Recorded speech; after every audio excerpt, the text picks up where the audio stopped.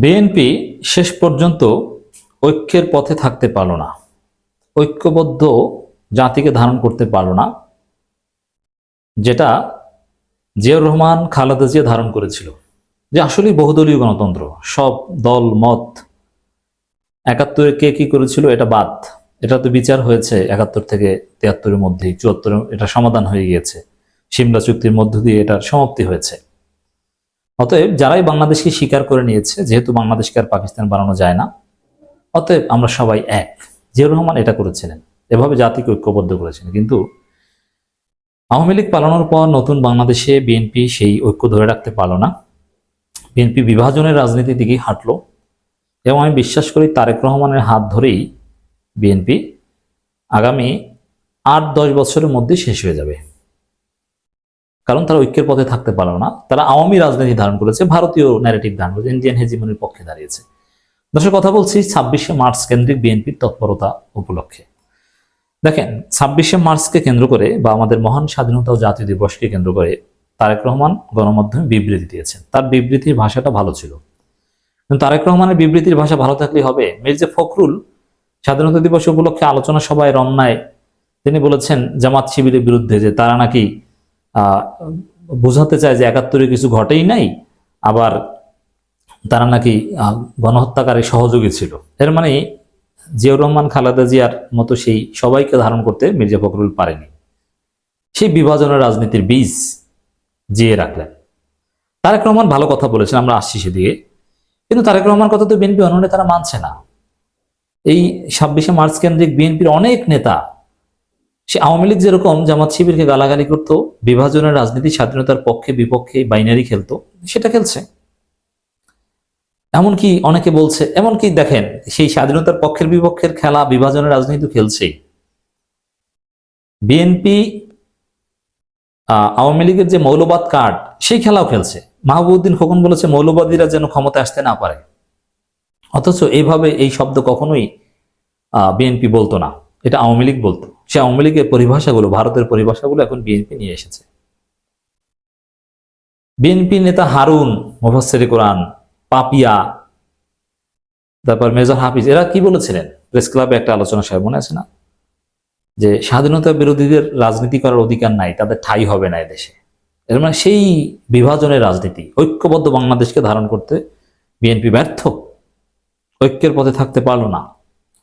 তো এই যে ভারতীয় ন্যারেটিভ গ্রহণ করেছে, এর মধ্য দিয়েই তারেক রহমান হাত ধরে বিএনপি শেষ হয়ে যাবে। তারেক রহমান নিজে এগুলোকে প্রশ্রয় দিচ্ছেন। তারেক রহমানের ইন্ধন ছাড়া এগুলো হতে পারে না। এখন দেখেন, এই কেন শেষ হয়ে যাবে বলছি, ধ্বংস হবে, শুধু জামাত শিবিরকে না, স্বাধীনতা বিরোধী এনসিপিকেও বলছে যে এনসিপিও নাকি ৭১-এ কিছু হয়নি, এরকম একটা ভাব দেওয়ার চেষ্টা করছে। এটা বিএনপি নেতারা বলছে, মির্জা ফখরুলের বক্তব্যের তাৎপর্য এটা। এখন এই এনসিপির ছেলেপানদের তখন দল ছিল না, রাজাকার বলে হাসিনাকে পালাতে হয়েছে, আর এদেরকে স্বাধীনতা বিরোধী ট্যাগ দিয়ে বিএনপি কত বছর থাকবে? মির্জা ফখরুল তো আগামী ৮-১০ বছর বাঁচবেন না, কিন্তু তারেক রহমান হয়তো বিএনপির ধ্বংস দেখে যাবেন। মির্জা ফখরুল এমনিতে অসুস্থ মানুষ, তারেক রহমানের বিবৃতিটা খারাপ না, কিন্তু এই বিবৃতির সাথে বিএনপির অন্য নেতাদের বক্তব্য যায় না। এর মানে এটা একটা প্রতারণা, যে তারেক রহমান উপর ভালো কথা বলেন, কিন্তু অন্য নেতাদের মাধ্যমে বলেন উল্টোপাল্টা কথা। অন্য নেতারা বলেন ভারতীয় স্টাইলে কথা, আওয়ামী স্টাইলে, আর তারেক রহমান নিজে মাঝে মাঝে জিয়াউর রহমান খালেদা জিয়ার স্টাইলে কথা বলার চেষ্টা করেন। এখন সুযোগ এসেছে বহুদলীয় গণতন্ত্রের পথ চলা নিশ্চিত করার, তারেক রহমান, এটা তো ভালো, কিন্তু সেই সুযোগ কাজে লাগাতে চাইলে অযাচিতভাবে, অযথা মুক্তিযুদ্ধের পক্ষের বিপক্ষের বিভাজন আপনার নেতারা কেন তৈরি করে?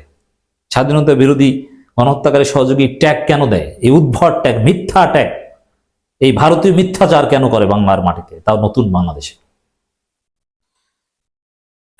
যদি এই বহুদলীয় গণতন্ত্র পথ চলা নিশ্চিত করতে হবে, এটা যদি সঠিক মনের কথা হয়ে থাকে, তাহলে জিয়াউর রহমান খালেদা জিয়ার আদর্শে ফিরে যেতে হবে, যেখানে রাজাকারদের জেনে শুনে বড় বড় পোস্ট পজিশন দিতে হবে, যেটা জিয়াউর রহমান করেছিলেন।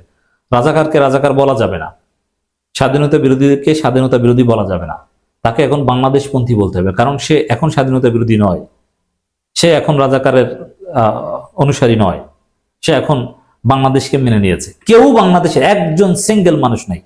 হ্যাঁ, অনেকের মনে প্রাণে এই ধরনের একটা ইচ্ছা আছে যে না, মনে হয় স্বাধীন না হলেই ভালো হতো, স্বাধীনতাটা সম্ভবত ঠিক হয়নি, এরকম দৃষ্টিভঙ্গির লোক 2-4 জন আছে আমি জানি। কিন্তু থাকলেও তারা কেউ তৎপরতা চালায় না, বা তৎপরতা চালানো সম্ভব না, বা এরকম কোনো গ্রাউন্ড নেই যে না থাক আমরা আবার পাকিস্তান, 2 পাকিস্তান এক হয়ে যায়। অতএব এগুলোর কোনো ভ্যালু নাই। কেউ যদি মনে মনে চিন্তা করে থাকে, এগুলোর কোনো ভ্যালু নেই, এগুলো কিচ্ছু না। ফ্যাসিবাদের পতনের পর এখন সুযোগ এসেছে বাংলাদেশের সকল দেশপ্রেমিক রাজনৈতিক দল, সংগঠন, ব্যক্তি এবং জনগণের ঐক্যবদ্ধ প্রচেষ্টায় বহুদলীয় গণতন্ত্রের পথচলা নিশ্চিত করার। এটা ভারপ্রাপ্ত চেয়ারপারসন তারেক রহমান বলেছেন। রুহুল কবির রিজভী স্বাক্ষরিত বিবৃতিতে তারেক রহমান এই কথা বলেন। কিন্তু সেই সুযোগ বিএনপি অন্য নেতারা কাজে লাগাচ্ছে না, তারা ভারতের সুরে কথা বলছে, ভারতের ন্যারেটিভ এস্টাবলিশ করছে এই মুক্তিযুদ্ধ কেন্দ্রিক। তারেক রহমান সবাইকে স্বাধীনতা দিবসের শুভেচ্ছা জানিয়ে বলেন, মহান স্বাধীনতা ও জাতীয় দিবস আমাদের জাতীয় জীবনে নবীন সূর্যোদয়ের মধ্য দিয়ে একটি নতুন অধ্যায়ের সূচনা হয়। হাজার হাজার বছরের সংগ্রাম মুখর এ জাতির সর্বশ্রেষ্ঠ অর্জন বাংলাদেশের স্বাধীনতা। আজকের এই দিনে আমি দেশবাসী ও প্রবাসী বাংলাদেশি সহ সবাইকে জানাই আন্তরিক শুভেচ্ছা অভিনন্দন। তারেক রহমান বলেন, এই স্বাধীনতা দিবসে আনন্দের মুহূর্তের মধ্যে প্রথমেই যে কথা মনে পড়ে তা হলো এদেশের অগণিত দেশপ্রেমিক শহীদের আত্মদান। আমি এই মহান দিনে তাদের গভীর শ্রদ্ধা জানাই, যাদের অবিস্মরণীয় আত্মদানে অর্জিত হয়েছে দেশমাতৃকার মুক্তি। মহান স্বাধীনতার ঘোষক শহীদ প্রেসিডেন্ট জিয়াউর রহমান, বীর উত্তম সহ সকল জাতীয় নেতার স্মৃতির প্রতি আমি জানাই গভীর শ্রদ্ধা। ভাগ্য ভালো বিএনপির অন্য নেতাদের বললেন না, মানে স্বাধীনতা মানে আমি কৃষ্ণ মাহমুদ চৌধুরী বলেছেন একবার যে স্বাধীনতা যুদ্ধ মানেই জিয়াউর রহমান, সবকিছু জিয়াউর রহমান। আওয়ামী লীগ যেরকম সবকিছু শেখ মুজিবময় করেছিল, তো বিএনপির একটা গোষ্ঠী আছে এবং আজকে বিভিন্ন জায়গায় বক্তব্য দেখেন সবকিছু মানে জিয়াউর রহমান। এগুলো জনগণ মানবে না। এই সব চেষ্টা, এই ধরনের এই শেখ মুজিবের জায়গায় জিয়াউর রহমানকে পুজো করতে চাইলে বিএনপির ধ্বংস 10 বছর লাগবে না, আরো আগে হবে। সব জায়গায় জিয়াউর রহমানের ছবি কেউ মানবে না, ওই যুগ আর হবে না ভাই, ভুলে যান। খালেদা জিয়ার ছবি, ওই সব যুগ হবে না। শুধু যিনি প্রধানমন্ত্রী থাকবেন তিনি তাও ওই ছবির বিষয়টাও বাদ হয়ে যেতে পারে, এসব পূজা চলবে না। অথচ রিজভী শেখ মুজিবের ছবি সরানোতেই কষ্ট পায়, পরে আবার ক্ষমাও চেয়েছিল। তিনি আবার বলেন, যাদের জীবন মরণ লড়াইয়ে 9 মাস আমরা বিজয় লাভ করেছি, সেই অকুতোভয় বীর মুক্তিযোদ্ধাদের অবদানের কথা জাতি কখনোই বিস্মৃত হবে না। আমি শ্রদ্ধা করে স্মরণ করছি যেসব মা বোনদের কথা, যারা মাতৃভূমির স্বাধীনতার জন্য সর্বোচ্চ ত্যাগ স্বীকার করেছেন। স্বাধিকার আর স্বাধীনতার সংগ্রামের ধারাবাহিকতায় 71-এর মুক্তিযুদ্ধের রক্তস্নাত পথে বিশ্ব মানচিত্রে উদ্ভাসিত হয় আমাদের মানচিত্র। এদিনে দেশমাতৃকার শ্রেষ্ঠ সন্তান শহীদ প্রেসিডেন্ট জিয়াউর রহমান বাংলাদেশ স্বাধীনতা ঘোষণা করেছিলেন। তার ঐতিহাসিক ঘোষণা সেই মুহূর্তে দিশেহারা জাতি পেয়েছিল মুক্তিযুদ্ধে ঝাঁপিয়ে পড়ার অভয় মন্ত্র।